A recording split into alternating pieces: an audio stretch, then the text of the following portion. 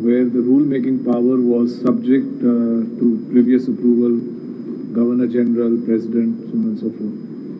That power, which you say was in the executive branch, and that has now been taken away. Is this, if I've understood you correctly? That power was of what I may call a passive nature. In other words, the President, Governor General could not have initiated rule or exercised rule-making power.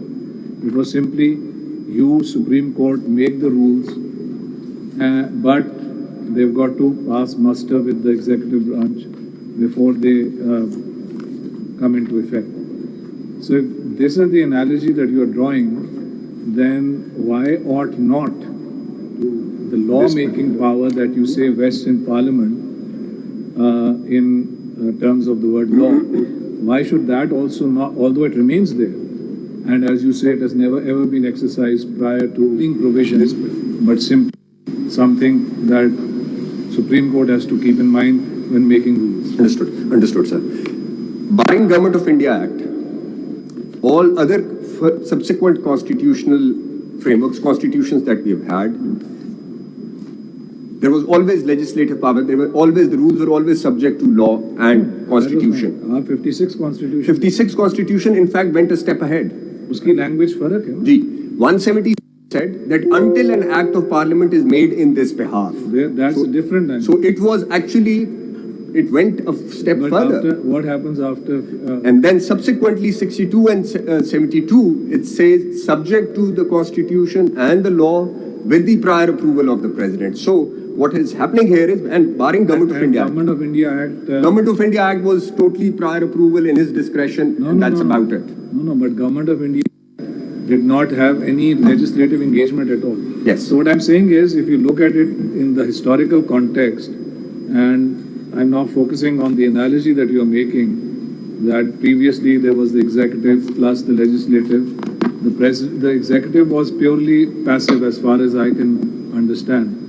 So why should not, on that analogy, the law-making power or the law part of it also be regarded not as an enabling power, as a whatever restrictive, limiting power, or whatever, in whatever sense?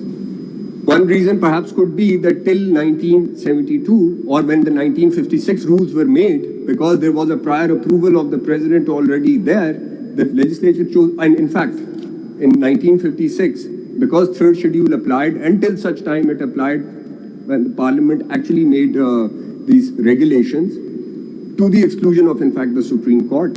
The 1956 constitution, it did not. So there was, the parliament chose not to act.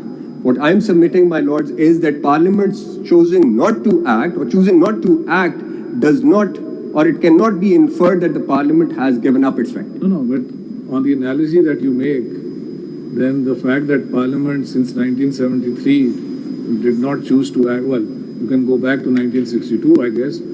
Certainly since 1973 did not choose to act, but is not an indication that Parliament has given up anything, but is an indication that Parliament has recognized that this is not an enabling power. My lord, that would then giving a meaning to, and therefore there was nothing for Parliament. And that is why I had referred to Articles 4, 20, 22, and 28 to submit that the term law, or in 19A when it is there, Mr. Attorney General, the use of the word law over there, I think, has to be read with Section 8. Because Section 8, Clause 1 is the controlling section which says the state shall make no law. Right? Article 8. Article 8. Shall not make any law which violates them. And then when you look at the fundamental rights and where it says subject to law, that takes color from as an exception to what is prohibited by Article 8, Clause 1. So that's perhaps, I mean, I'm putting this question to you, that the analogy that you seek to draw from use of subject to law and fundamental rights perhaps is not correct, because the context over there is totally different. My lord, if I may, now Section 8, Article 8, Clause 2 places a barrier on the state to not make laws which in any way abridges these rights.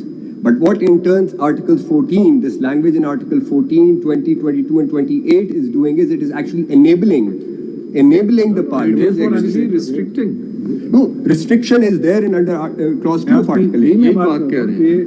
Restriction is there and here it is enabling.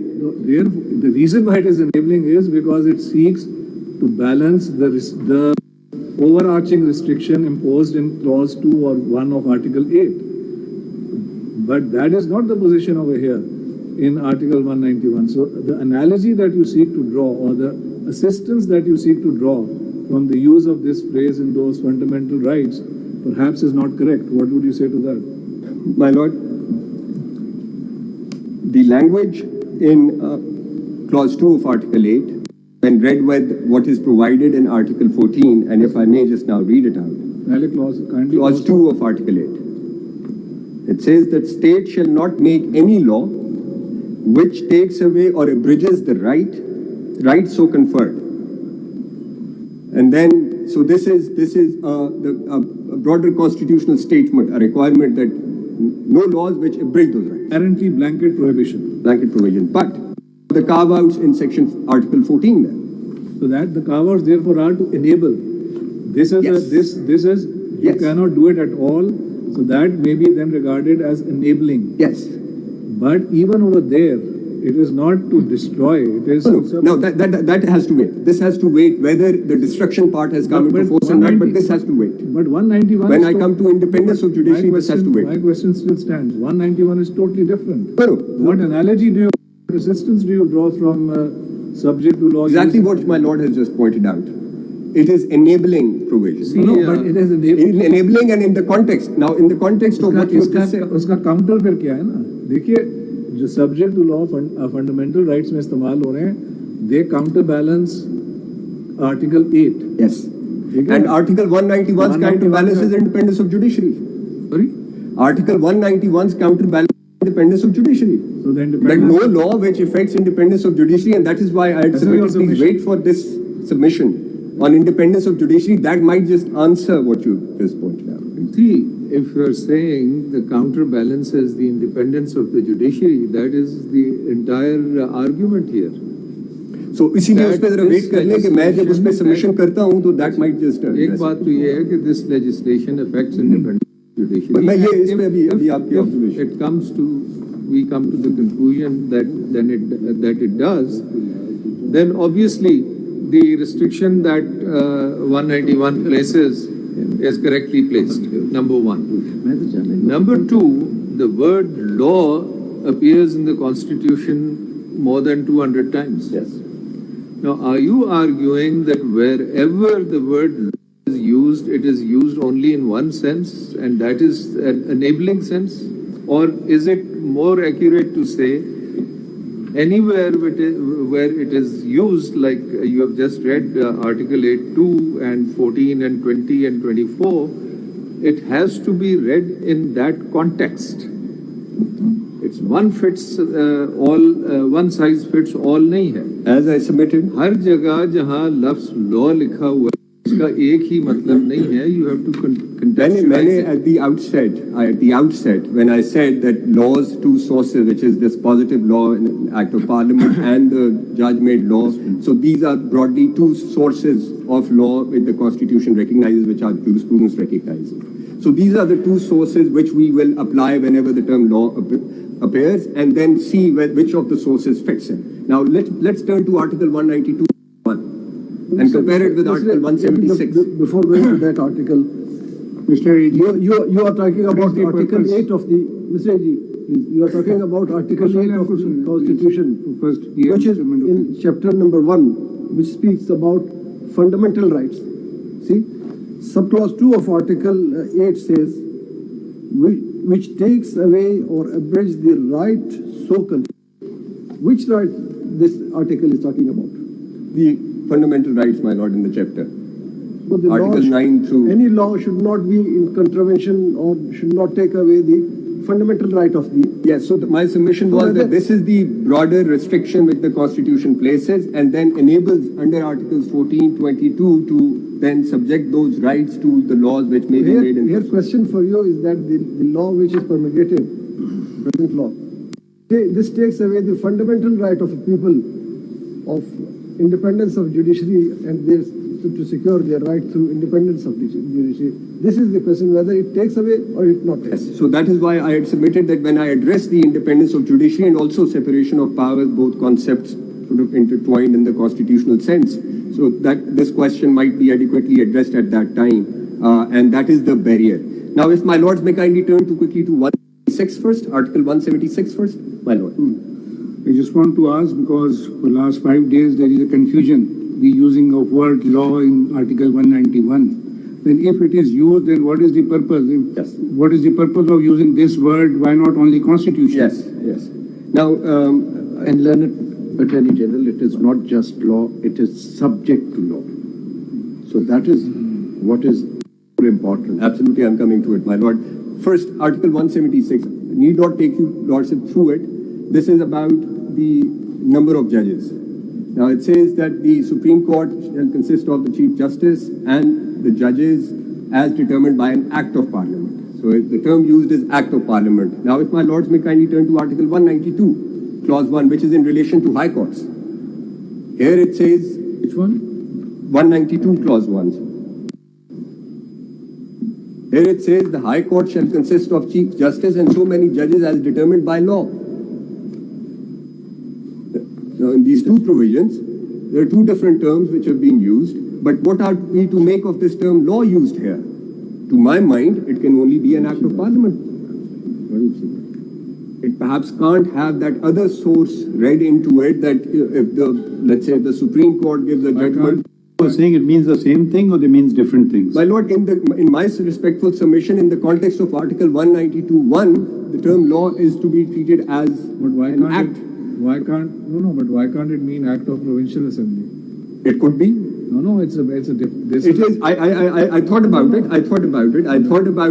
But then the problem is that the Constitution, because under entry 55, when it is jurisdiction and powers of all courts, and in that context, that's the concurrent list where the provincial assemblies. You see, the problem of saying what you are saying is in relation to 192. Law means Act of Parliament.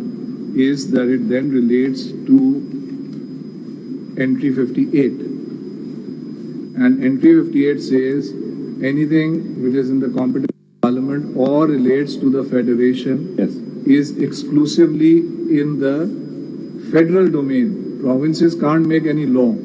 Now, surely a province is entitled to say, well, sir, we need more judges. No, we need more judges. That High Court, it may be a matter relating to the Federation, but it also relates to a province.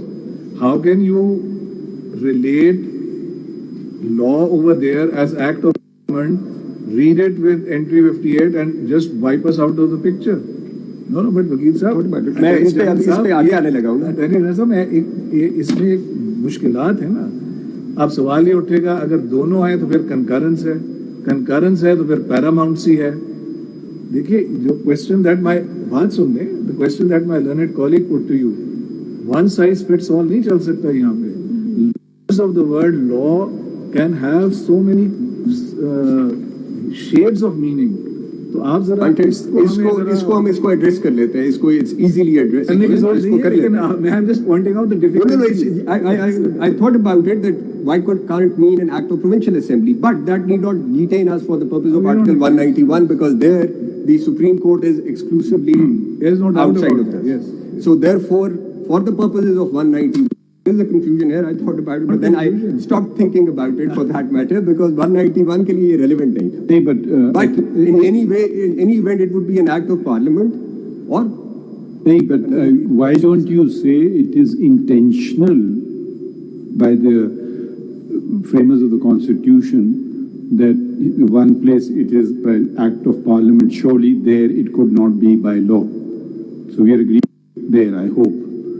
And the other one, the Parliament kept the door open, whether it would be Parliament itself or it would be the Provincial Assembly, without fixing it, because maybe the framers of the Constitution wanted to make the Constitution a living, breathing organism which can, depending on the situation at that relevant time, they've put Act of Parliament, then it would have fixed it and Provincial Assembly would have gone away. Or if they have put Parliament or Provincial Assembly, they may not have wanted to do so. So sometimes ambiguity is intentional. It is not that they made a mistake or didn't think about it. I would consider that if they use the word law there, we don't need to address that in this case, but it is the only thing which comes out clearly is that the first one is fixed by the Parliament and the other one by law, which could surely not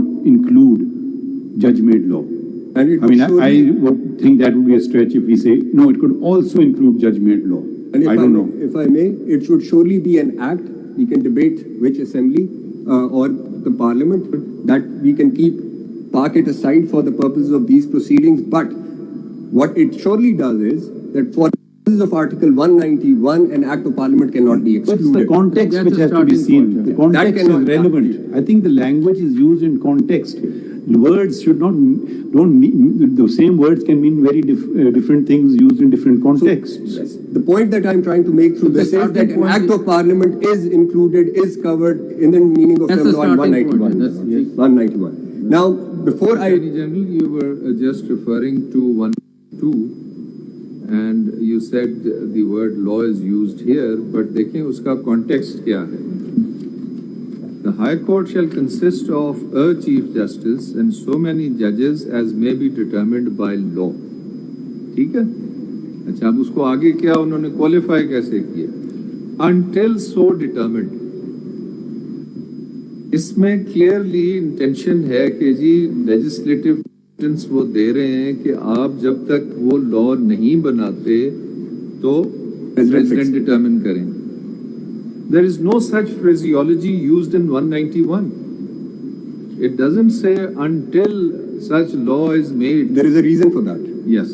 The reason is because in both 1962 and 72, the identical language appeared. And when 93 Constitution commenced, we already had the rules. So there was no reason for anyone to determine anything because there was already something in existence. So obviously Unlike this इसमें situation, ये perhaps. कहा जा सकता था ना, अगर ये intention थी कि जी the Supreme Court may make rules regarding regulation of procedure and practice until law is made or a law is promulgated. ठीक है? उसमें लेजिस्लेटिव कॉम्पिटेंस कन्फर कर रहे होते कि जी सुप्रीम कोर्ट अगर रूल्स बना भी लेती है तो आप अगर कानून बना देते हैं तो it would override those rules. Now that intention is neither explicit nor implicit in the language of 191.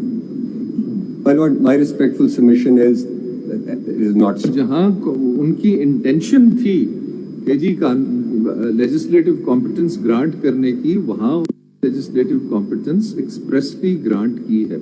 My lord, I'm going to come to that, but let me first address the question that you had previously raised, and let me just deal with it because when we look at the term law, we have to give it some meaning. Some meaning to it. I have submitted that there could be two meanings to it. One meaning is an act, other meaning is a binding precedent. I'm going to deal with it when I address the question of convention. But let me first take care of the 1956 rules being existing law and then proceed with it. Do you have attached the rule 1956 in your paper book, 1956 rules? My lord, this may kindly be recorded, my lord. This is something that I thought about later, so this may kindly be noted. Now, 7 of Article 268 does include within its meaning rules, bylaws, regulations as existing laws. And then clause 1 of Article 268 tells us how they shall be dealt with under the new constitution. I'll just read out 268 clause 1 and then take your lordships back to 191 and then the rules of 1980. Clause 1 of Article 268, it says, except as provided by this article, all existing laws shall, subject to the Constitution, continue in force so far as applicable and with necessary adaptations until altered, repealed or amended by the appropriate legislature. Identical language in 270AA6, which deals with anything and everything that had happened prior to omission of or concurrent legislative list. Sorry, after I'm the not 18th Amendment. following it. Are you saying that Article 268(1) saves laws which with existing laws, which it goes on to define in subclause 7, but specifically excludes decisions of the Supreme Court or the High Court? Are you saying that? No, what I'm saying But is this definition of law does not say and decisions. मैं अभी उस पे आता हूँ sir. मैं यहाँ पे ये कह रहा हूँ कि जो existing laws थे उनको सेव किया. Yeah, but when we're using the term law, because sometimes you said it includes decisions. So, but this article does not mention. Independent of my earlier submission, मैं यहाँ पे उस point को address कर रहा हूँ जहाँ पे my lord की observation थी. नहीं, मैं वो बातें नहीं, मैं आपसे सवाल स्टैंडर्ड सवाल कर रहा हूँ. मैं ये कह रहा हूँ कि does this mean that this is the starting point and we are not, the courts are free of earlier judgments because existing laws does not specifically mention decisions of the superior courts or of any courts? उसमें my lord perhaps 189 का effect. Perhaps नहीं, 189 अगर आपका law आप उसको extended meaning दे रहे हैं तो यहाँ आप उसको restricted meaning दे रहे हैं. Provisions which survive will existing laws की definition दी हुई है AG साहब. The provisions which laws की definition. Judgments का तस्करा नहीं आ रहा है ना. नहीं आ रहा ना. वो 7 में definition पढ़ लीजिए. उसमें ये होगा definition existing laws की. जी. Sub article 7 पढ़ लें. जी. In this article existing laws means all laws including ordinances, orders in council, orders, rules, bylaws, regulations and letters patent constituting a high court and any notification. Attorney General, this is a saving clause, so they could not have referred to the judgments. It is a saving clause, could only deal with laws. Laws, and so long as these laws continue, the effects of the Why are we categorizing it as a saving clause? My lord, No, tell me from the text why are you categorizing it as a saving clause? my lord, giving continuance to the laws which were in field. No, but because if you read it with subclause 1, there's nothing saving about it. no, what it is doing is, it is in order to ensure the continuity of system.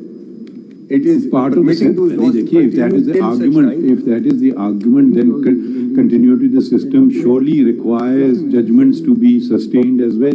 मैं उसकी जरा थोड़ी सी ये submission complete करूँ, ये confusion. Okay. Let me just complete my submission.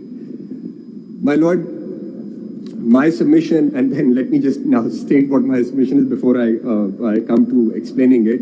My submission is that the term law used in 191 cannot possibly include 1956 rules. And I say this because if Existing laws did not include. the term law in 191 used in Article 199 cannot include 1956 rules, because this is the observation, this is an observation made by my Lord Justice. Kindly repeat that, I'm missing it. The term law used in Article 191 does not include 1956 an existing law, which is to say the rules of 1956, the Supreme Court rules of 1956. Does not include 1956 rules. Why? Now, if we turn to clause 1 of Article 268, and if I may reread it. Before going to that, if you read Article 75, Article 75, please read that. That is, I think it is relevant. And specifically, sub-Article 3. Yeah, देख ले इसमें, what is law? It has been defined. Law को कह रहा है कि जब वो Act 80 पढ़ लेगा.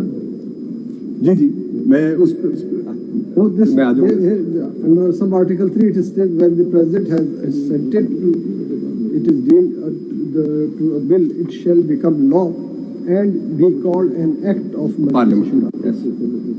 So, if it is assented by President, the law is an act of the Parliament.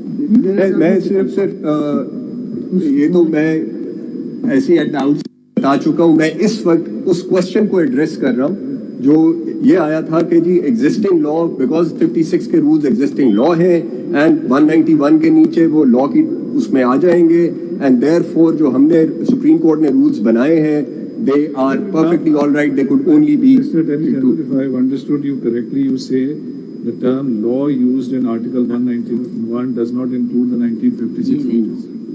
and not include 1950 rules as existing law, No, but my question to you is, are the Supreme Court rules 1980 currently framed, are they law? No, not within the meaning of 191. No, not within the meaning of 191. And let me try to explain it. I'm saying इसको explain कर लेने दे ताकि at least वो question address हो जाए. नहीं, but obviously one the word answer is no, they are not law. They are not. They cannot be treated as. obviously they they're cannot not be law treated. within the meaning of 191 because otherwise the argument is circular. How can this Yes, yes, my lord is right. But My lord can complete what leaving he that is saying. aside, Yes, no, that's right. leaving that aside, I'm still curious. Are the rules, forget 190, the use of word law in 191. My question is more general. Are the Supreme Court rules 1980 law or not? Supreme Court rules 1980 regulating practice and procedure cannot be called law within the meaning of 191. So But to that extent, isn't it That law doesn't answer under my the question. constitution? That doesn't Under answer. the constitution से ये नहीं That- says ना by or under the constitution. This is something mandated under the constitution. It derives its. Are your rules of are your rules of business made under Article 99? Are they law? मुझे एक चीज हाँ मुझे बताइए. मुझे एक चीज अरे अटॉर्नी जनरल साहब, एक you have चीज made जरा a मुझे very address कर लेने दें. extraordinary statement which are the rules of business made under Article 99 law or not? My lord, my submission is that in the Give me a broader straight sense, answer to in a what? broader sense, yes, they would be, they would have the Are the- meaning are of the law for rules- the purposes of regulating Are the the business of rules federal of the government. na- Yes. Are the Yes, rules yes, of the yes. National Assembly rules of Yes. procedure made Yes. under Article Yes. 60? My answer to your question was that for the purposes of 191, That they was cannot not, be called. but that was not my question. Generally speaking, yes. Vakil Saab, that was not my question. Sir, मैंने कहा generally speaking, yes. Generally speaking नहीं, एक But- generic question आपसे मैं अभी तो address कर रहा हूँ और चीज, अभी एड्रेस ही और चीज कर रहा हूँ. अब आप उसको कॉन्स्टिट्यूशन ऑप्शन से जाए. ने लॉ रूल मेकिंग पावर दी है एग्जीक्यूटिव को भी, लेजिस्लेचर को भी, सुप्रीम कोर्ट को भी. सवाल ये है जो एग्जीक्यूटिव ने अपने रूल्स ऑफ बिजनेस बनाए हैं in exercise of powers under the constitution, are they law? Yes. Yes. First they are law. जो लेजिस्लेचर ने अपने रूल्स ऑफ बिजनेस बनाए हैं, are they law? If they are law, then why are the rules of business rules of framed by the Supreme Court in exercise of powers granted by the Constitution, the same powers which the legislature has, the same powers which has the executive has, not law. इसी को ही मैं address करना चाह रहा हूँ. जी करें. आपने कहा कि जो हमारे रूल्स थे 1956 के, 56 को जो 80 की बात कर रहे हैं, उसको नहीं, उसको अगर हम एक तरफ रख दें, at least we can address, we can take it. I need not make any further submissions on them being existing law and thus the term law including those meaning those 1956 rules. If that is accepted, I need not make no, any we submissions. are, I'm not accepting. What I'm saying is, आप 80 के rules की बात करें, वो law हैं या नहीं है? नहीं, मुझे आप पहले वो एड्रेस तो करने दें. अब आप उसको एक्सेप्ट नहीं कर रहे, मुझे सबमिशन उस पर कंप्लीट तो करने दें.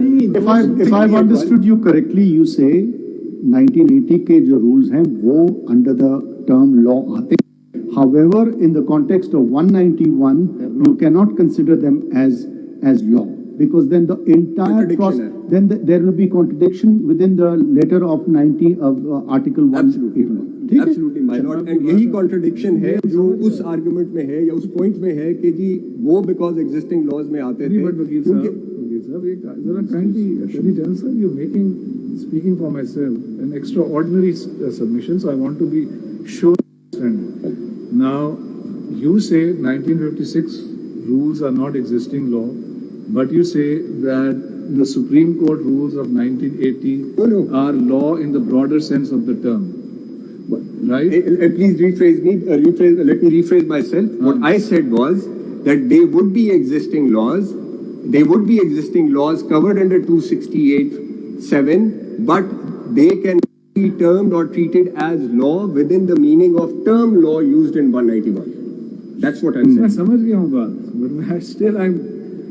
The reason I'm asking this question is that Rule 1, Sub-Rule 2 of the Supreme Court rules, which you say is law, specifically says the Supreme Court rules 1956 are hereby revoked. Yes. So both have to be law. Both have to be law. Otherwise, in 1980, the Supreme Court could have said there are no laws. The Supreme Court rules of 1956 never existed. They ceased to exist when this Constitution came into being. We don't need to revoke them. So what then this means is, मैं आपकी बात तो समझ गया हूँ, but नहीं, आप मेरी सबमिशन तो जो आप फरमा रहे हैं मैं उसको समझने की कोशिश जी, मैं ये कह रहा हूँ, अरे बात तो सुनने ना।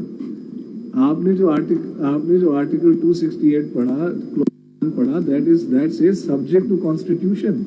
And so it is possible, is it not, that the 1956 rules were existing law? yes, But the power to amend existing law within the meaning of clause 1, article 268 was subject to the Constitution. The rules of 1956 were the rules applied in terms of the rule-making power, not law, rule-making power of article 191, and therefore the same issue, I would say, in relation to any legislation affecting, amending, restricting, repealing, whatever, the 1956 rules applied as it does now in the context of this proposition before us, this act versus the 1980 rules, exactly the same position applied. Would you agree with that? yes. Thank you. And that is why, I would just conclude by this submission by saying that when existing laws, आपने जो पूरी अपनी बहस शुरू की है वो आपने किसी और बेसिस पे शुरू किया। आप अपने आर्गुमेंट्स करते हैं तो ये सारे मसले आपके खड़े नहीं होते। But sometimes it is not very easy to give a yes no answer. It was like the young, on a lighter note, माहौल भी जरा ठंडा रखते हैं। On a lighter note, a lawyer was battering a lady during cross-examination. The husband representing the lady, and he said, "Have you stopped beating your wife? Answer yes or no." So keep it things light and move ahead. So I'll just conclude this submission by saying that the 1980 rules or the 1956 rules, though existing laws when the Constitution came in, but saying that they were the law within the meaning of Article 191 would be a contradiction. Okay, can I ask a question? आगे चलता हूँ। ये एक सवाल सुन लें कि आप ये कह रहे हैं कि वैसे तो the rules are law, but for the purposes of 191 they are not law. Now wherever the word law has been used, what principle of interpretation will be applied to see whether these rules or any other rules will be applicable there in the term law or not? The reason I ask this question is that the first day, my question to you was that if subject to the Constitution and the law meant law just an act of Parliament to the exclusion of everything else, then maybe the word law was not the right word. So when we look at the word law, we have to read something more than just an act of Parliament.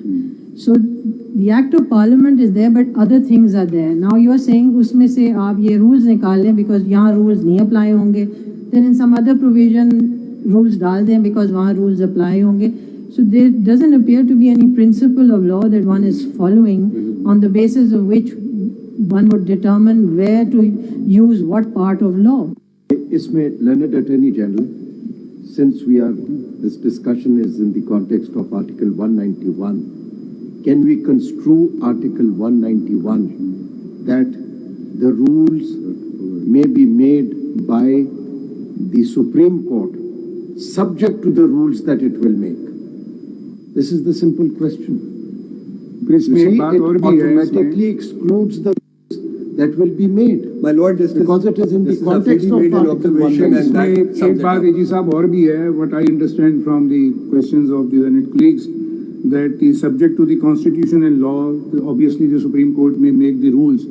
Once the rules have been framed, and maybe this may be included in the definition of law, but whether there is any sunset clause after making rules by the Supreme Court, the word law has become redundant. Is the purpose then? Yes. If we are talking on it, then once the Supreme Court has made the rules, that has become the end of the story, and they cannot make further rules. Attributing redundancy. And the redundancy attribute हो रही है ना, अगर हम उसको करते हैं कि Supreme Court rule बना सकता है, Supreme Court has made up the rules, then what is the purpose of the law used in the Article 191? Because there is no sunset clause. After making rules, obviously it will be a sunset clause for that. जैसे आपने नीचे पढ़ा है ना कि वो high court के लिए उसकी प्रेसिडेंट साहब नहीं करते तो वहाँ sunset clause है, unless such time the president make the rules. So, as I see it, the word law is evergreen in 191, and secondly, it might entail other instruments, but what I'm concerned with right now is the Act of the Parliament is also there, and that is enough for me to go forward. Yes, so Are you going to answer my question? क्योंकि वो तो रह गया. According to you, I'm over an answer to a lady. according to you, once the rules have been framed, in exercise of constitutional jurisdiction that 191 confers, they are law. Number one. Number two, because of the language of 191, it is an exclusive power given to the Supreme Court rules.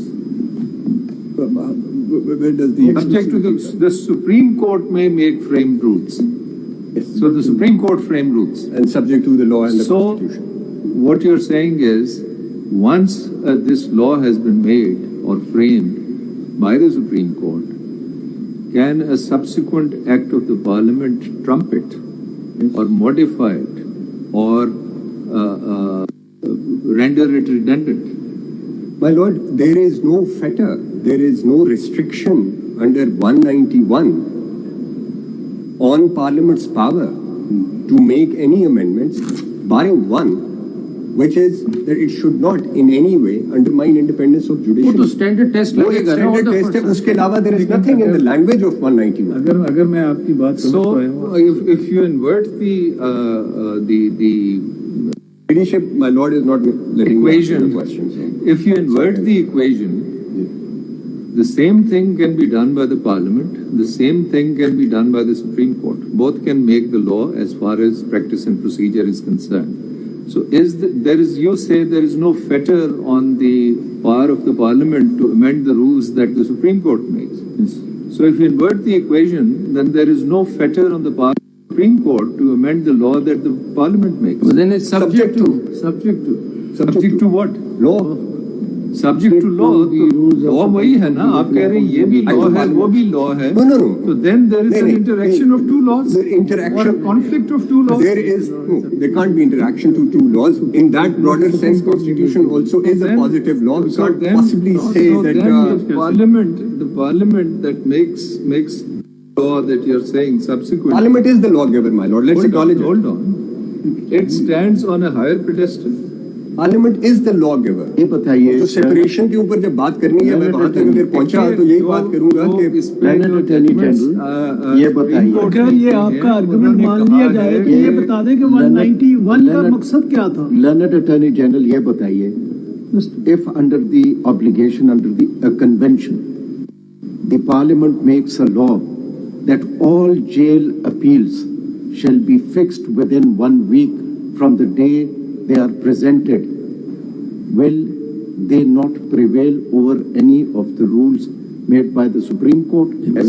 And those rules will then be subject to this law. yes, that's right, my Lord. Mr. And independence of judiciary is not And affected. independence of judiciary is not getting affected by this. Excess of justice is being General, if argument is accepted in toto, then what was the fun to insert this 191, Article 191 in the Constitution? I didn't get the question, my Lord. My question is that what was the fun to insert 191 in the Constitution if it was not the intent of the legislator that the authority has been given to the Supreme Court to frame rules? Yes, the authority has been given, but with a preface, with something which it is subject to, which is the Constitution. It doesn't mean anything. If it was exclusive within the domain of the legislator, then this 191, that is of no use. How so? I didn't. I still What is the purpose of making these rules? But To give effect to the Constitution and law. and to have the court function, and of course, that's the purpose. Because the Constitution and law is not so exhaustive. That's why rules are framed to give effect to the Act and the Constitution. May I answer the question first? Your Ladyship, the term law as used in the Constitution, and as it has, you have noticed, it has been used at various instances. In addition to as an act of parliament, that term specifically act of parliament has been used.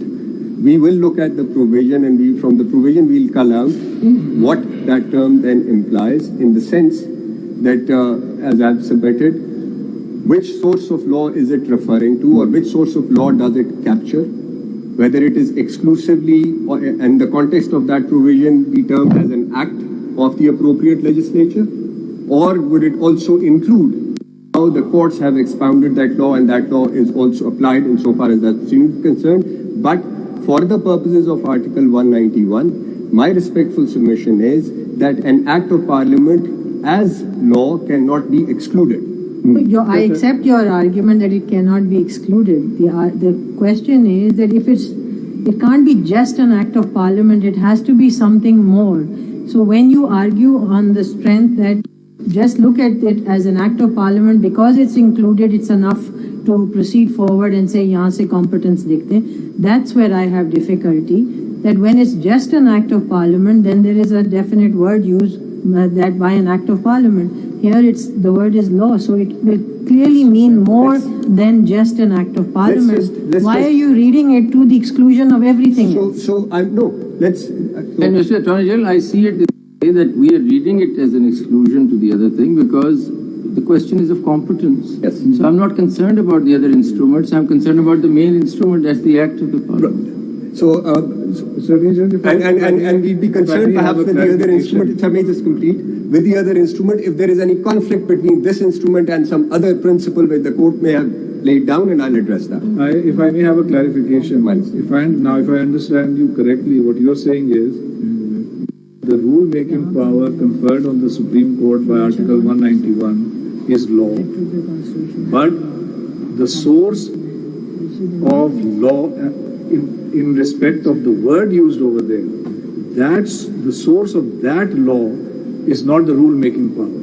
That law, the source of that law, according to you, is an act of parliament. So that's the distinction that you draw, but you recognize, you accept that the rule-making power conferred by the Constitution on the Supreme Court also creates law. The source of that law, the rules, is the Supreme Court, but the source of the law, the word as used in the preceding part, the source of that law cannot be the rule-making power. It is somewhere else, wherever that may be, but it is somewhere. I have understood. Yes. That's right. My Lord, if I may now address the second part of it, the second question, which my Lord... Forgotten the second question. You've forgotten the second question. I have the convention bit. Because some interesting question had arisen. That was question number 1. As according to me, question number 2 was relating to 56 rules. Yeah. 56 rules have already. वो इस सारी conversation के अंदर back and forth. Now you're back on the convention. ये 56 के rules कौन से provision के तहत बने थे Constitution? My Lord, 56 के rules ने बनाए, the President hereby make the following rules. Third schedule of 1956 Constitution उस वक्त बने थे सर. हम नहीं, मगर इसमें लिखा हुआ है rule making powers with the approval of the President. जी, जो 1956 के rules है. Because उस वक्त ये जो 1980 के 191 के तहत. जी, 191 के नीचे बने. उस वक्त 1956 के Constitution में approval required थी President की. जो last rules बने हैं वो 80 में बने हैं ना. जी, 80 में. तो इसका मतलब यह है कि legislator has not performed his duty for 43 years. Duty नहीं परफॉर्म की, उन्होंने आपको कहा कि आप बनाते रहिए, ठीक बना रहे थे। अब उनको ख्याल आ गया ठीक बने हुए थे तो उन्होंने कहा कि ठीक चलते रहे। अभी आके उन्होंने कहा कि कुछ थोड़ी सी इंटरवेंशन की जरूरत आ गई है। मतलब आपका कहना है कि जब तक सुप्रीम कोर्ट सही चल रही थी तो उन्होंने पहले तो फर्स्ट हियरिंग पे आपको कहा था कि अगर ये 70,000 पे पेंडेंसी चली गई तो शायद एक और लॉ की जरूरत पड़ जाए। अगर ये 20,000 पे आ जाए तो वो कहेंगे back of, people will not approve of it. हमने 5 साल बाद लोगों के पास जाना होता है, लोग हमें अप्रूव करेंगे। जरा प्लीज आए ना, अपने बिल को जरा देखें। वो रिकॉर्ड लाए हैं आप, जो कितने लोग थे, कितनी देर इसकी बहस हुई, कितने लोगों ने वो रिकॉर्ड पे आगे नहीं है, वो वेबसाइट पे भी थी, वो मैंने वैसे प्रोवाइड। आप जब आप बात कर रहे हैं पार्लियामेंट की, तो पार्लियामेंट में एक बिल आया है, बिल के साथ स्टेटमेंट ऑफ ऑब्जेक्ट्स और रीजंस उन्होंने दी हैं। जो आप कह रहे हैं कि सुप्रीम कोर्ट में शॉर्ट कमिंग्स थी, let me be polite, shortcomings थी, exercise of discretion, exercise of jurisdiction, जिसके बेस पे आपने ये लॉ इंट्रोड्यूस किया। So there is a statement of objects and reasons. जरा वो पढ़ लेंगे। My lord, bear with me. हमें भी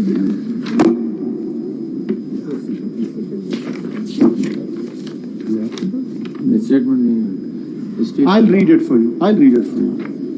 ये है, whereas the exercise of original jurisdiction of the Supreme Court under Clause 3 of Article 184 of the Constitution has been subject of discussion by various forums with respect to invoking suo motu power, constitution of benches and the absence of right of appeal. And it goes on. Now come to section 2 of the act. यानी आपका जो grievance था, चलिए हम कह देते हैं, let's take it, चलिए ठीक है, वाज सो मोटो एंड 184(3) कि उसमें अपील नहीं थी, जुरिस्डिक्शन एक्सरसाइज हो रही थी। अब आप आए ये 2 को देख, पढ़े जरा, आपने जो एक्ट में लाए हैं पढ़े। Every cause, appeal or matter before the Supreme Court. यहाँ पे रुक जाएं। Why the overkill? Why? देखें, आपका जो कंसर्न था पार्लियामेंट के पास, चले हम ये भी ग्रांट कर लेते हैं, पार्लियामेंट के पास पावर है, चेक्स एंड बैलेंसेस हैं, हम गलत कर रहे हैं, आप ठीक कर लें, तो आप वो चीज ठीक करें जिसका आपको ग्रीवेंस था। आपने तो पूरे सिस्टम आपने टच किया। Why did you, if you look at it, देखें चीजों को एकदम से सारी की सारी चीजों को ऊपर नीचे करना, पॉलिसी वाइज भी गवर्नमेंट के लिए, पार्लियामेंट के लिए, उनका देखिए उनके पास पावर है, लेकिन उस पावर को आप कैसे एक्सरसाइज करते हैं वो भी आपने देखना होता है ना। एक पूरी इंस्टीट्यूशन है, it's a full supreme court, it's an establishment, it's a Titanic, you can't just turn it around के इस तरह करें। आप स्टार्ट करें, एक छोटी चीज दें, बोले चले 184(3) को, और दूसरा है 186 जिसमें अपील नहीं है, रेफरेंस आ जाता है, आप उस पे स्टार्ट करें, देखें हम कैसे, हम नई चीज होगी, स्लोली एंड ग्रेजुअली हम करेंगे, अगर ठीक नहीं चल रही फिर आप औरों के लिए, शायद हम खुद उन चीजों में आ जाएं। आप देखें, आपने तो इवन एन एप्लीकेशन, कोई मिसलेनियस एप्लीकेशन भी आया, उसके लिए भी आपने 3 लोगों को कर दिया। तो थोड़ी ये पार्लियामेंट को भी देखना चाहिए, अगर गलतियां यहां पे भी हैं तो उधर भी देखना चाहिए कि जब आप चीज कर रहे हैं तो आप किस एक्सटेंट तक जाते हैं। ठीक, now please carry on with your arguments. My lord's observation. एजी साहब, अगर आप इसको इस तरह नजर में देखें कि rules are subject to the constitution and law, जब 80 के रूल्स बने, लॉ नहीं था, और जब कॉन्स्टिट्यूशन में कहीं ये नहीं बताया कि who will constitute the benches, तो ये क्या जरूरत महसूस हुई कि अब आपको याद आया कि कॉन्स्टिट्यूशन मेकिंग बॉडी होनी चाहिए, बेंचेस की कॉन्स्टिट्यूशन की कोई बॉडी होनी चाहिए, क्योंकि न तो कॉन्स्टिट्यूशन में था, न उससे पहले कोई लॉ था। रूल में तो हमने दे दिया, लेकिन rule must be subject to the constitutional law. क्या वो जो रूल्स में बताया गया कि चीफ जस्टिस कॉन्स्टिट्यूट करेंगे, ऐसी कोई प्रोविजन कॉन्स्टिट्यूशन में है गिविंग पावर चीफ जस्टिस और टू द सुप्रीम कोर्ट कि वो बेंचेस बनाने के इख्तियार किसी एक शख्स या फर्द वाहिद को दे? Nothing on this matter in the constitution. आप कहते हैं कि ये लॉ जब आया, now subject to this law benches इस तरह कॉन्स्टिट्यूट होंगे।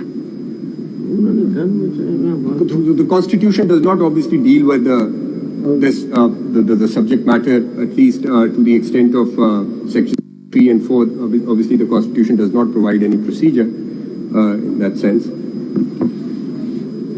So, my Lord, I'd just move on to now the question of whether the conventions, because there was a question that because of the convention, because the long-standing history behind the Chief Justice being master of roster in the Indian subcontinent starting 1860 and so on, therefore it has the same status as that of constitutional provision as held in Malik Asad's case, and therefore this act was ultra vires. This is a submission which was made, and my Lord Justice Munib Akhtar also had Can I just ask a question out of curiosity? On this or something else? Related to this, that there's a lot of emphasis on the rule-making power and the rules saying that the Chief Justice will constitute the benches, which necessitated the formation of this committee.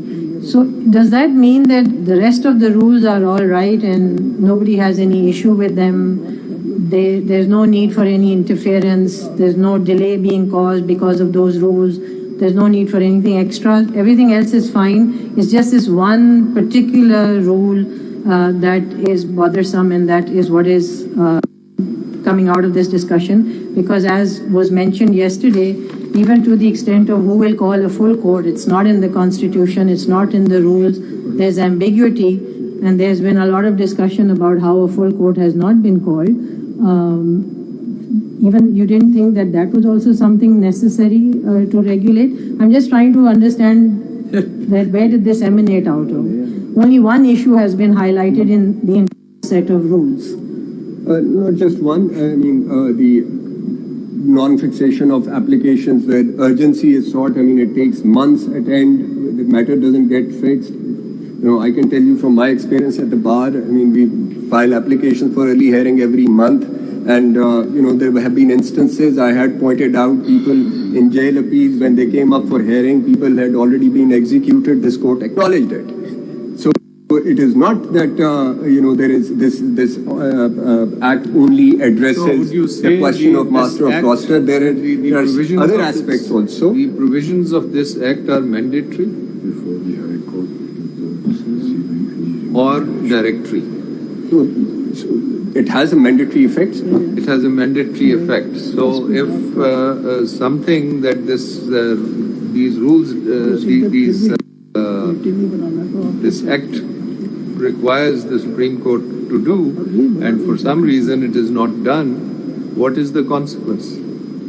Consequence may be considered at the relevant time. That is one. Please answer the question. That is one. And two. नहीं देखिए बहुत से कानून में already exist करता है, ठीक है. अब हम कोई एटीए का केस उठा के बाहर तो नहीं कहते हैं कि जी उनने एक मियाद लिखी हुई है कानून ने कि उधर जाएं, तो वो हमें हर चीज देखना होगी कि डायरेक्टली कॉन्सिक्वेंटली वो पर्टिकुलर केस कैसा है, जनरल ब्रॉड पैरामीटर्स कर दें. तो मेरे ख्याल में अगर इसमें मैं सिर्फ जो पॉइंट लास्ट डेट पे आपको कहा था उसमें अगर पार्लियामान चाहती तो एक कदम ज्यादा जा सकती थी. वो कदम उन्होंने उठाया नहीं, और शायद इसलिए नहीं उठाया कि उनको हम पे एतबार है कि इसको हम खुद कैसे चलाएंगे. ये भी तो आप कह सकते हैं ना कि अब हम कहते हैं मैंडेटरी, आप लफ्ज इस्तेमाल कर रहे हैं मैंडेटरी, तो उसका कोई इसमें तो तस्करा ऐसे हो नहीं रहा है ना, उसमें कोई कॉन्सिक्वेंसेस दे रहे हैं. तो रूल्स ऑफ जितने इंटरप्रिटेशन है वो तो आपके खिलाफ जाते हैं. बट ये कह करके कि डायरेक्टरी और ये कानून का कोई मकसद ही नहीं है, ये भी शायद गलत हो. तो हमें देखें, एक इदारे को इदारे की इज्जत करना चाहिए. यकीनन मेरे ख्याल में पार्लियामान ने सुप्रीम कोर्ट की इज्जत की और रखी कि भाई ये कानून तो हमने बना दिया है, मगर इसमें आपको उस तरह से मैंडेटरी में पाबंद नहीं किया है. अब आप की भी दानिश है, आप लोगों की अकल और सोच है, आप देखेंगे कैसे चलता है. हो सकता है इसके अलावा भी रूल्स बनाने की जरूरत पड़े. तो वो मेरे ख्याल में अगर हर चीज का हम आज ही जवाब दे दें तो कल हमारे पास केसेस आ जाएंगे, एक्चुअल केसेस, तो वो फिर तो हम पाबंद होंगे अपनी इंटरप्रिटेशन पे. रूल्स के अंदर आपने ये एक्नॉलेज और रिकॉग्नाइज किया हुआ है. Order 11 begins with by saying save as otherwise provided by law, तो ये आपकी acknowledgement है full court की उन rules के अंदर कि अगर कानून कुछ कह रहा है तो आप उसको What's the response of the federation, official response of the federation? You're the chief law officer of the federation. To the question that I just asked. What's your official response to that? My lord, if the Supreme Court chooses not to follow the law or not to bring its rule in line with the law, will it not be a violation of the we will pray. Violation of oath? Your oath actually requires you to act in accordance Mr. with the Attorney General, Constitution and the law. Mr. So I think we Mr. would Attorney be General, venturing into that territory. Mr. Attorney General, please read to section 2, subsection 2 of this act. Yes, sir. Ji, sir. Soon after commencement of this act, the committee constituted under subsection 1 shall hold its first meeting to determine its procedure, including... Ji. Procedure still has to be framed by the committee in view of the full court, because all matters are mentioned in section 2. My lord, committee ने मेरी दानिस्त में procedure तो committee ही बनाएगी ना। Committee ने मेरी दानिस्त में पहले बात सुन लें। माय लॉर्ड, आप मेरी भी जरा सुनेंगे तो मैं जरा बात एक्सप्लेन कर सकूंगा। कमेटी ने मेरी दानिस्त में, वो सवाल मैंने समझ लिया था, कमेटी ने ये नहीं करना कि बाकी प्रोसीजर को टच करना है। कमेटी ने ये करना है कि हमने मिलना कब है, जुमे को मिलना है, हफ्ते को मिलना है, लिस्ट बनानी है, किस कैटेगरी के केसेस कहाँ जाने हैं। This is to my mind what the committee is. Rules में भी यही कुछ है और क्या है रूल्स में? यही कुछ है। रूल्स में तो ऐसा कुछ भी नहीं है। दीजिएगा ये प्रोसीजर जो है, तो ऐसा कुछ भी नहीं है। This procedure is in the context of the committee और the Supreme Court. Committee sir, committee ने फंक्शन करना है। It's more than one people who are going to meet, so they want to work out there to determine its meetings, benches. So वो जो आप देखिए, अब देखिए, we are expanding the scope of the challenge. The scope of the challenge is that this law is unconstitutional. Now we are going into how we will interpret, and I don't want to observe anything in the whichever judgment is delivered, how, if the law is upheld, how it is to be. That is up to, at the time, appropriate body, whether it's a full court, whether it's a committee. We will certainly not accept or even consider what you say. We will determine that ourselves. Yes. So let's not go into uncharted waters. Simply an attack has been launched on the act on its basis of its constitutionality, how it will work, whether it's functional, whether it's unworkable, it may require additional input from the committee or from the full court, are matters which I don't think we want to hear even from you, because we're not asking assistance. If a problem arises in a case, it may come, we may issue you notice under Order 27 to come and please assist us on that score. So let's restrict the scope of this thing. And I think the fundamental point जो हम लोग बार बार भूल जाते हैं, वो दुनिया जो है ना, वो एक दूसरे के साथ मिल चलती है, एंटेगनिस्टिक नहीं चलती है। ये जो पार्लियामान है हमारी दुश्मन नहीं है, और यकीनन पार्लियामान हमें नहीं समझती हम उनका दुश्मन है। तो दोनों को साथ भी हम चला सकते हैं कि नहीं मेरा इख्तियार और तुम्हारा इख्तियार। ये दुनिया चलती है ना, उनके बड़े बड़े इश्यूज हैं, क्लाइमेट चेंज हैं, लोगों के हकूक हैं, हम इस बारीकियों में फंस गए, क्या क्या हो रहा है दुनिया में, और दुनिया आगे जा रही है और हम लोग बस इस बाहर बहसों में पड़े हुए हैं। हम एक दूसरे की कदर, हम क्यों उनको मनफी तरीके से देखें?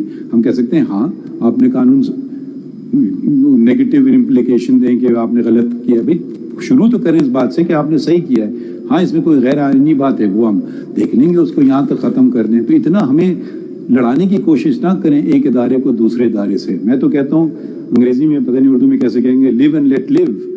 और आप इसकी बस कॉन्स्टिट्यूशनैलिटी देखना है, बस इतनी सी बात है। अब हम वो इंटरप्रिटेशन हम लोग कैसे करेंगे? भाई हमारी मर्जी है, अब वो वक्त आएगा कर लेंगे इंटरप्रिटेशन। थोड़ी बहुत अकल समझ है, 40 साल से ज्यादा वाबस्तगी है कानून से, कुछ ना कुछ समझ आ गई है, तो अब हर चीज हम लिख दें कि ये मसला आएगा तो हम यूं करेंगे और ये मसला आएगा तो यूं करेंगे, तो फिर तो ना कमेटी की अहमियत रही और ना वो फुल कोर्ट एडमिनिस्ट्रेटिव साइड पे उसकी अहमियत रही, क्योंकि अब फुल कोर्ट का जजमेंट आ जाएगा फिर।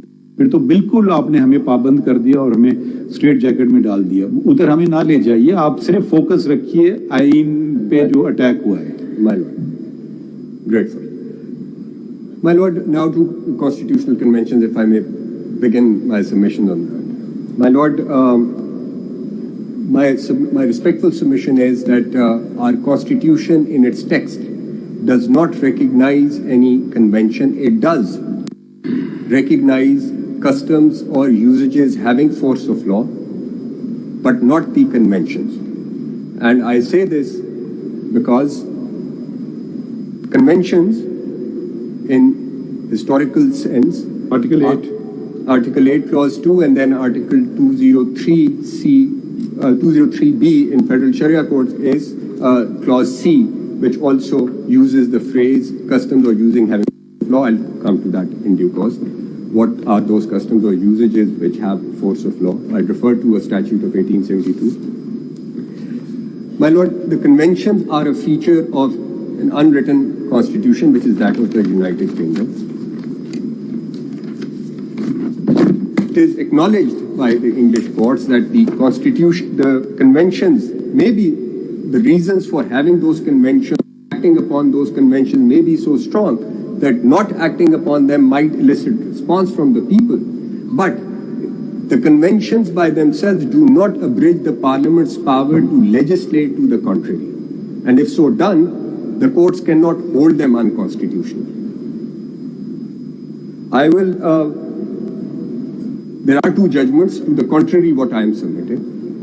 In Al-Jihad Trust case, this court held that they do attain a status of law and are enforceable by the courts. And in Malik Asad, they go a step further and say that conventions established over a period of time have the same status as that of a constitutional provision.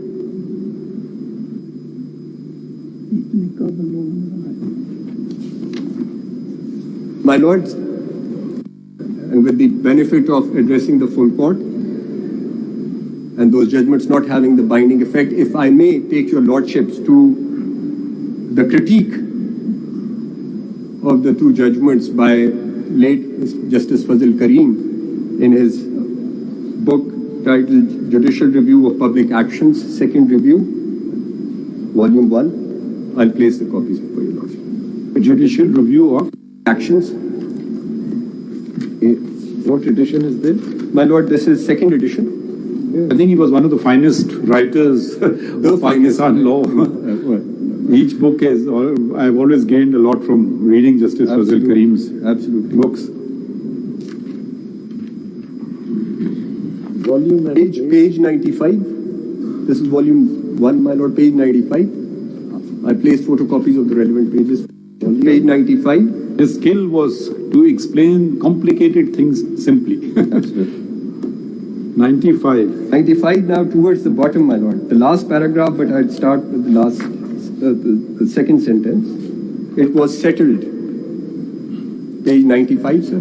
Last line. Last line.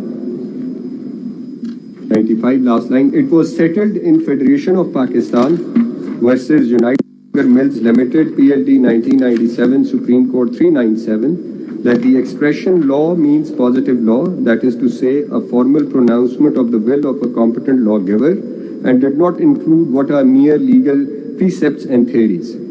Next para. In sum, it appears to us that constitutional conventions are a special feature of the British unwritten constitution, and that they have no place in the written constitution of Pakistan. All the important parliamentary constitutional conventions have been written into the Constitution of Pakistan. Under that constitution, the courts recognize and enforce only what the law in the constitutional sense of the word is.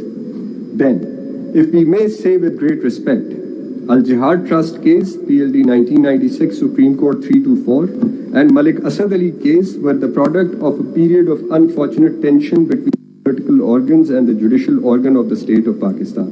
That period evokes painful memories, and it is better to forget it. Even the judges of the Supreme Court could not remain unaffected, so much so that at the time of Malik Asad Ali case, the Supreme Court itself was a divided house. In such a polarized setting, the venerable principle of the Committee of Judges is naturally the major casualty. In our humble opinion, therefore, the decisions in those cases should be confined to them only. Per incurium. My Lord. My Lords, if my Lords may kindly now turn to Article 8, and I'll just point out, walk you through the language of words, customs or usages. Customs and usages of law have a totally different and distinct meaning. Yes. They've got nothing to do with constitutional law. That's right. They are recognized. Someone who has read, who can pick up any book of jurisprudence, and I can start with Samant on jurisprudence and go on. They explain what customs means. They explain what usages of law mean. They are absolutely clear that there is nothing to do There is with this Punjab Laws Act convention. 1872 actually, which the Punjab Laws Act 1872, which What is that acknowledges. What is that to do with constitutional conventions? No, so I'm just concluding, making my submissions and moving Usages on. of law are ordinary law. I understand. Constitutional conventions are part of constitution. And that's what I am submitting, that what is or had to be acknowledged by the Constitution from customs or usages, the Constitution does so.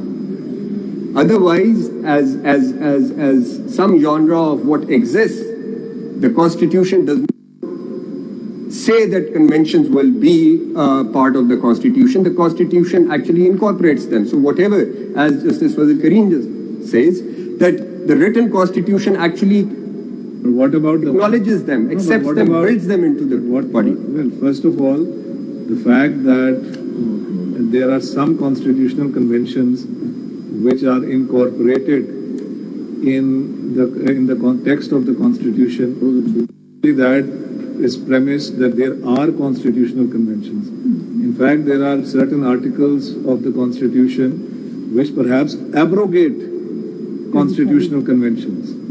So when the Constitution has to be read, it has to be read in the context of, it is premised on there being constitutional conventions, right? Yes. For example, in Westminster style democracy, parliamentary democracies, the head of state has what are called reserve powers. Those are constitutional conventions. They are recognized, they are recognized, for example, in Canada, where Canada has a written constitution. They are recognized in Australia, where Australia has a written constitution. They are recognized in India, where India has a written constitution. And they are recognized by Pakistan, where we have a written constitution. So my point is that if you are trying to equate customs and usages of law as used in Article 8, with all due respect, how can you do that when the constitutional conventions are on different plane?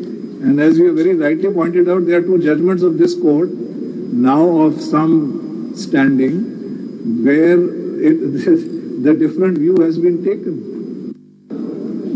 Let me just proceed a little further with my submission. But are you saying that the word convention is not used in Article 8? And then are you fortifying your submissions by contending that Malik Asad case and the Al-Jihad case may be decisions of this court, but they do not bind this court in terms of Article 189, because it's very specific. The decisions of these court are binding on all other courts. That's right. And not on ourselves. That's why I yes, of course, they are weighty precedents. Doesn't mean we are shackled by them either. That's why I read out the passage from Justice Fazil Kareem's book. My respectful submission is that the Constitution. Sorry to just conclude my submission on this. No, just one moment. I haven't said. Just one moment. There is 189 deals with what is called vertical stare decisis. Also the concept of horizontal stare decisis. Now we are sitting as the full court, of course, but that doesn't mean that there is no such thing as horizontal stare decisis, because if there is no such thing as horizontal stare decisis, then tomorrow a two-member bench will pick up whatever judgment or judgments come out of this full court and say we are not bound by that. No, this is not what I said. This is exactly not what I said. So I never said it two-member bench is not by a larger bench. So that is absolutely not what I said. It will be a larger bench. But the larger bench is not shackled by, or the full court is certainly not shackled by precedent. My Lord, if I may now proceed. My respectful submission is that the Constitution never acknowledged Chief Justice as master of roster. Therefore, at any rate, ये term पहली दुनिया में कहाँ इजाद हुआ ये? my Lord, in India, इंग्लिस्तान से हम लोग अंग्रेजी सीखते हैं ना, तो वहाँ ये इस्तेमाल होता है या नहीं होता है? my Lord, मुझे नहीं पता ना, मैं आपसे वाकई सवाल पूछ रहा हूँ, जेन्युइन सवाल है। आपको पता है तो बताइए, नहीं पता है तो क्या नहीं पता है? I'm not aware of when it was used for the first time. किसी ने I'm not aware when it was used for the first time as a term of art. I mean, नहीं, टर्म ऑफ आर्ट नहीं, कहीं इस्तेमाल हुआ कानून में इंग्लिस्तान के। भाई हम कहते हैं ना, हम इंस्पिरेशन वहां से अगर हम ले रहे हैं तो ये जरा मुझे इसका जेनेसिस बताइए। एक चीज का जैसे जमहूरियत का जेनेसिस कुछ लोग कहते हैं मैग्ना कार्टा में है, तो चलें ये इस टर्म का जेनेसिस कहाँ है? मैं एक चीज जरूर बताना चाह रहा हूँ यहाँ पे कि जब after the British assumed control of India after 1857, तो फिर यहाँ पे हाई कोर्ट्स बनानी शुरू की उन्होंने। 1860 being the first year जब 3 हाई कोर्ट्स बन गई, and I looked up the data actually. Madras, Bombay, Calcutta 1862, Allahabad in 1866, and then Chief Court of Mysore in 1884. And the Federal Court India बनी, वो जाहिर है गवर्नमेंट ऑफ इंडिया एक्ट के बाद बन रही थी, तो 1937 में बनी। Out of these 6 courts, 1862 Lahore, there was ji, there were others, मैंने तो 6 का देखा है, 6 का। many others. There were several others. 1862 till 1947, out of these 6 courts, there were total of 62 chief justices. And my lords would be, I don't know, I was quite amused. Well, not amused, one could actually understand why. Out of these 62, 57 were British. And it made sense because they wanted to control every institution of the colony to actually make sure that they retain absolute control over them. And it is that power which was vested in the Chief Justices, the British Chief Justices, representing the Crown, in any rate, by race as well, and exercised by them, purpose being, in my respectful submission, to actually ensure that the courts are regulated. आप मेरे सवाल का जवाब नहीं दे रहे हैं। वो कौन सा सवाल है? मास्टर ऑफ द रोल ये किधर शुरू हुआ पहले? ये मैं I'll have to go back and Google it. I couldn't find it. इंग्लिस्तान में इस्तेमाल होता ही है। I don't imagine. अमेरिका में इस्तेमाल होता है, कहाँ इस्तेमाल होता है? नहीं होता। ये हमारी इजाद है, क्या है जरा बताएं तो ना। ये We brought it from our school days, you see, with the master, the school master. but master of the rolls तो मेरे ख्याल में इंग्लिस्तान में है, मगर मास्टर ऑफ द रोस्टर मुझे नहीं पता। मतलब इतने वकीलों ने बात की मगर किसी ने इस बात की जरा वजाहत नहीं की, मुझे नहीं पता इसका। ये तो आप फुल कोर्ट बैठिए, I am sure you can find out, but I look it up during the break if I can. But what my submission was that if at all it was a convention, this convention has to be disregarded because this convention is rooted in the colonial past. It must get it. फिर अगर दूसरी बात आ जाती है ना, अगर हम colonial पास को अपने सराह रहे हैं और अपने इस्लामिक पास को नजरअंदाज कर दें, इस्लामिक पास में कोई master of the roster concept रहा है? तो फिर वो वाला सवाल उठेगा। और अगर नहीं है तो फिर हमारी जो लाइट्स हैं वो तो हमारी लाइट्स तो कहीं और है ना, 1400 साल से पहले वहां हम देखते हैं। हम अपने कॉलोनियल मास्टर्स से तो ना सीखे ना, कि अदरवाइज फिर आज़ादी हासिल करने की भी कोई ज़रूरत नहीं थी। रहते चलता था निज़ाम, उस में चल ही रहा था, लोग खा रहे थे, पी रहे थे, जिंदा रहे थे, तो फिर आज़ादी की भी क्या ज़रूरत होती? तो ज़रा ये आप लोग बिल्कुल छोड़ देते हैं। कोई इस्लाम पे बहुत हल्की बातें हुई, ज़्यादा नहीं हुई, इसके बावजूद के आइन में कई जगह तस्करा है उसका। शुरू ही होता है सेक्रेट ट्रस्ट। अब सेक्रेट ट्रस्ट में तो मेरे ख्याल में सेक्रेट जो कर लें अमानत की बात, तो मास्टर का कॉन्सेप्ट क्या वो डिस्ट्रक्टिव नहीं है? मास्टर तो एक ही है, ऊपर वाला। पता नहीं, आप बताएं। My Lord, I had submitted on the first hearing as well that what the Parliament surely hasn't done is it has not arrogated this power of constituting the benches either to itself or nor has it conferred it upon any element or individual outside of the judicial Who branch. is now under this act, assuming that it is constitutional, who is now the master of the roster? The There are committee? masters, co-masters of The roster. masters of the roster. Or let's use the collectivity as a singular Master and noun. co-masters, sir. But the question still remains: who is the master of the roster? The committee. So, Right? They do exactly what the Chief Justice. was- so let me has just been doing. rephrase it. Whether you like this phrase "master no, of the no, roster" or no, not, I am using it to express in shorthand the concept of what it is that Section 2 of this Act Lord, chooses to do. My lord, what In that sense, who is the master of the roster? 3 judges. You've done away with master of roster.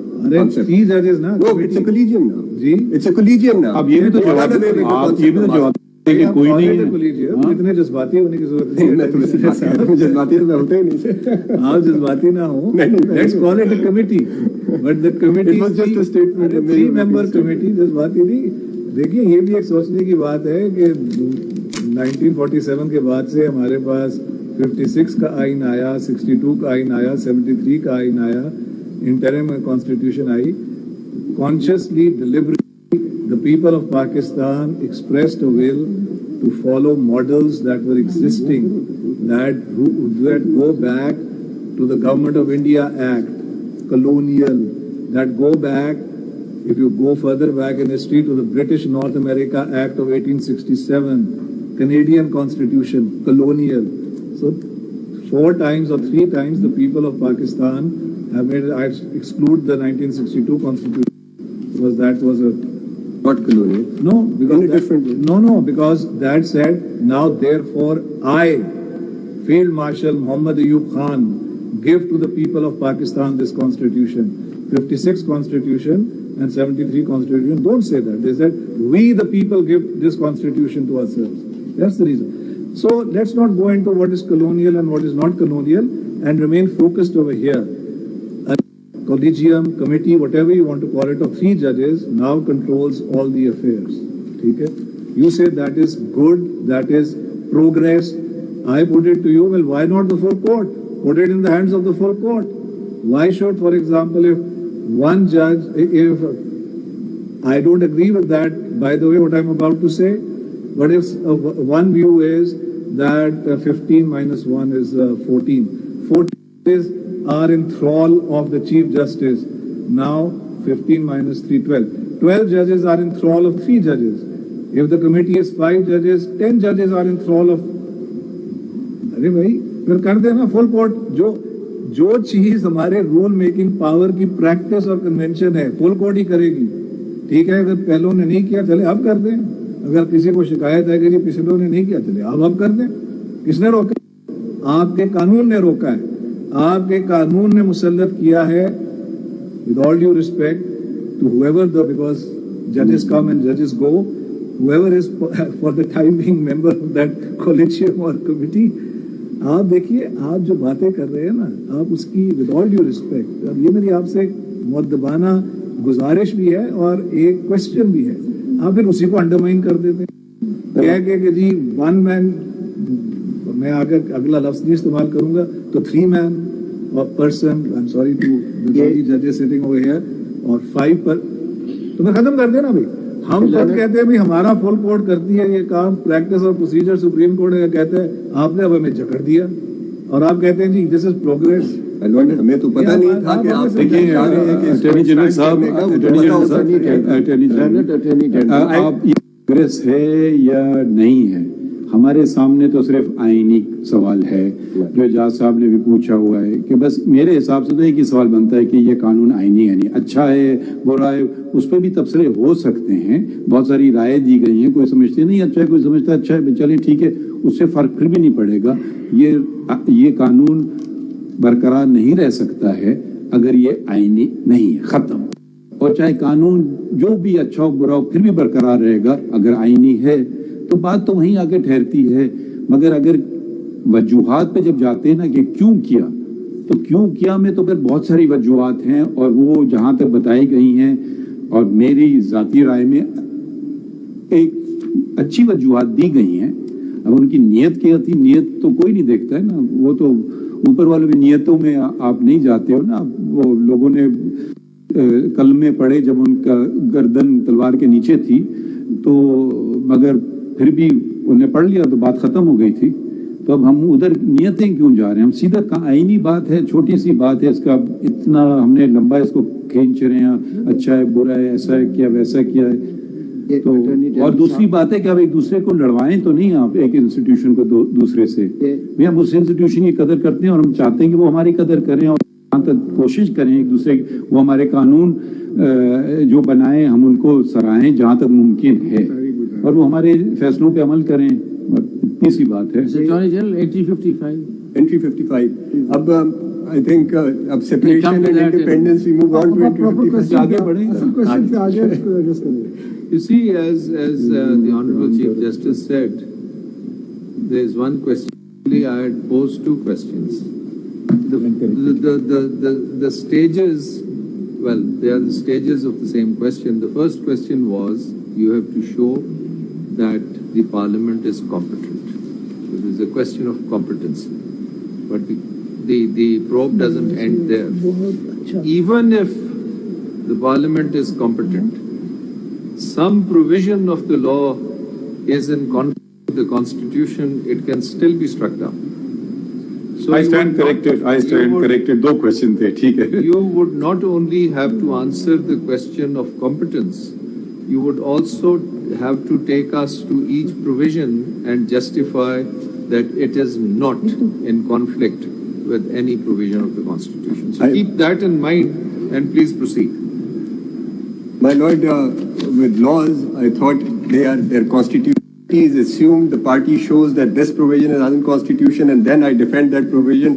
It seems so that all of the provisions have so far. You're saying the burden is on the person challenging it, and the burden does not lie on you to justify it. Yes, and then if the burden But is since the question has been posed, so you can see. And I'm assuming from this question, so you can answer it. My Lord's estimation that burden I assume you're not going to rest your case by saying they failed to discharge the burden. My Lords,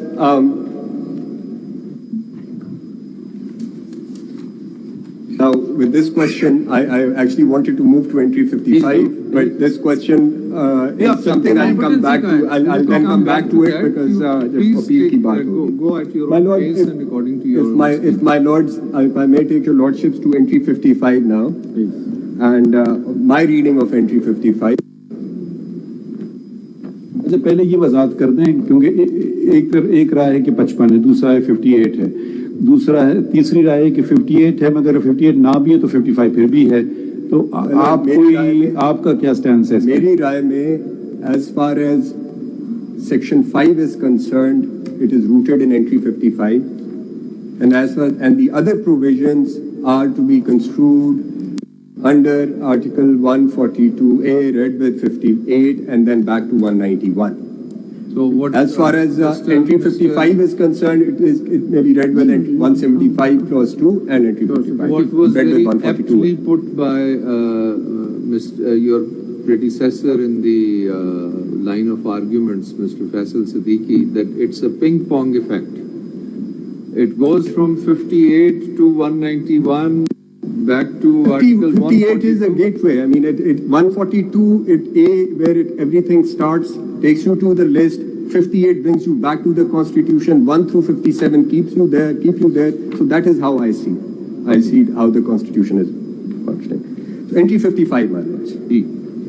Now there's two parts, but I read these two parts somewhat differently than how my predecessor had read out.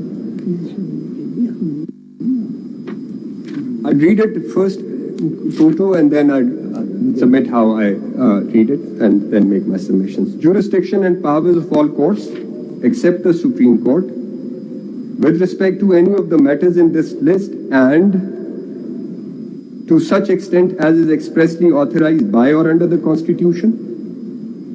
I take a pause here. And the enlargement of the jurisdiction of the Supreme Court and the conferring thereon of supplemental powers. My Lord, my reading of entry 55 is that the last two parts, the enlargement of the jurisdiction of the Supreme Court and the conferring thereon of supplemental powers, have to be read with the exception, except the Supreme Court. And insofar as jurisdiction and power of all courts are concerned, I read it, jurisdiction and power of all courts with respect to any matters in this list and to such extent as is expressly authorized by or under the Constitution. So this term, to such extent as is expressly authorized by or under the Constitution, is in relation to all courts except the Supreme Court. So you're saying the For the enlargement purposes of jurisdiction is should for the not be Supreme read Court. with expressly authorized by or under the Constitution? Yes. I didn't get this point. I didn't get this point.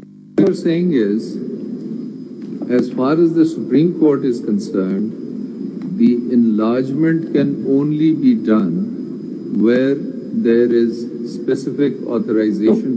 No, You're saying otherwise. I'm saying otherwise. You're saying for the Supreme Court, you don't need any express authorization. It is For the Supreme assumed. Court, there can only be enlargement, and we have to go to the language, and there is no such thing as far as Express authorization की जरूरत नहीं है. So Supreme Court के लिए ये apply नहीं करेगा, High Courts के लिए करेगा, वो इसलिए करेगा because High Courts में there are not just High Courts, all courts, because there are three sorts of courts which are dealt with under the No, by the but you're saying to lost me somewhere. read jurisdiction and powers of all courts to such extent as expressly authorized or under the Constitution.